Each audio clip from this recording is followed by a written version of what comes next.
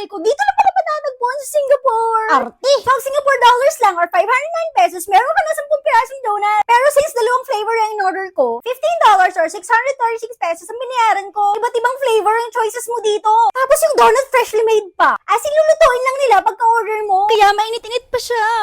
Parang iba yun Siyempre, meron din sila mga drinks. Kape para sa Pilipina kahit mainit ang panahon. Greek-style donuts nga pala to. Yung pangalan ng store nila, yun yung translation ng pangalan ng donut sa Greece. Halos kasing laki siya ng munchkin sa Dunkin'.